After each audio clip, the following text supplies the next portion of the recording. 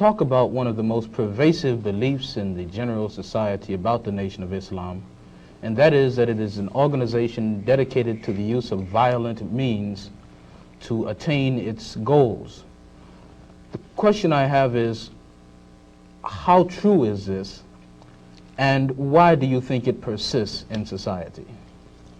Well, the Muslims who have accepted the religion of Islam and follow the religious guidance of the Honorable Elijah Muhammad have never bombed any churches, have never murdered any little girls, as was done in Birmingham, have never lynched anybody, have never at any time been guilty of initiating any aggressive acts of violence during the entire 33 years or more that the Honorable Elijah Muhammad has been teaching us. The charge of violence against us actually stems from the guilt complex that exists in the conscious and subconscious minds of most white people in this country. They know that they've been violent in their brutality against Negroes, and they feel that someday the Negro is going to wake up and try and do unto them as they have done do unto the whites as the whites have done unto us. We aren't a violent group.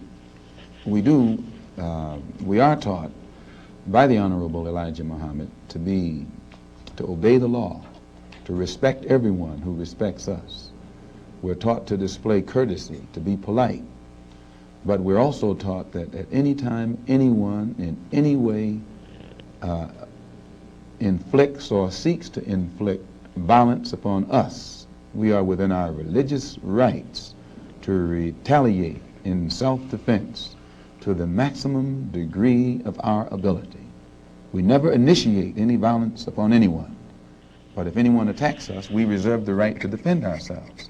So to accuse us of being violent is like accusing a man who is being lynched, who is being hung on a tree, simply because he struggles vigorously against his lyncher. The victim is accused of violence, but the lyncher is never accused of violence. That's a perfect description in a nutshell of the history of black people in the United States of America.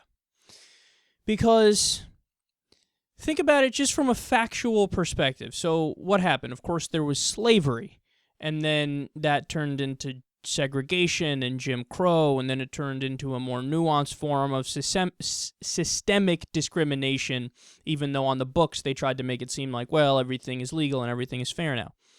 So those are the facts. And then also think about the arguments that white people used back during the slavery days and then during the Southern segregation days. What did they say? They said, well, I mean, we would give these Negroes, as they called them, freedom, but I mean, you got to understand, they're just not like you and me. They can't make it on their own. I mean, they're savages. That's what they are. They're barbarians. And in fact, you could see the same arguments made during the Native American days in the U.S., before westward expansion and during westward expansion and the Indian Removal Act and the Trail of Tears. And therein lies the irony of the argument white people made throughout the history of America, where they would say to the Native Americans, well, they're savages. They're barbarians. Look at them. They're not wearing shirts. They got face paint on. Fucking savages. They would say about the slaves, and they would say about black people during the days of segregation. Why are they so violent? Why are they so prone to violence? These fucking savages, look at them. All the while, it's them that are carrying out the violence. As white people were doing the Trail of Tears, as white people were doing the Indian Removal Act, as they were doing westward expansion, the entire time they're slaughtering everything in sight. They're going, look at these goddamn savage Native Americans. These motherfuckers are so savage. Look at them. What are you? And this is the exact point that Malcolm X is making right here. And understand, he was one of the first people to make this point and not shy away from it. He actually stood up and said, no.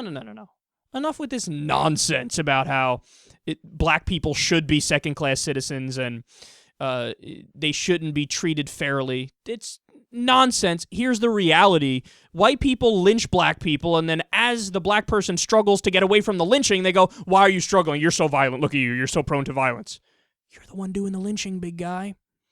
So that's why I love that. And I think it's incumbent upon white people to acknowledge this and accept this and move forward understanding this, because when you see it in the modern conservative movement, for example, there's a total blatant disregard for the idea that there's still systemic race issues and there's still discrimination and there's still deep-rooted problems that do go back to the segregation days and go back before then. And the conservatives have made it so that, it's a great point Bill Maher made, denying racism is the new racism, or thinking that reverse racism is worse than racism is the new racism. So the ideology slightly morphed, but it's the same sentiment. It's the idea that after a white police officer shoots an unarmed black kid in the face, that the white population gets more angry at the rioting that happens afterwards. Oh, look at these violent people. See, they're rioting. It's just how they are. It's just in their nature. They're violent. But you're disregarding what led to that. Same thing with the Eric Garner situation. There's protests all over the place. Oh, look at the protesters, goddamn violent. Look at what they're doing. They don't know how to respect the system. But meanwhile, they're disregarding what happened to Eric Garner. He was choked out for selling untaxed cigarettes. So we need to acknowledge the reality, accept the reality, and move forward having learned from this and accept the facts, because once you understand the facts, you can adjust policy moving forward to try to fix it.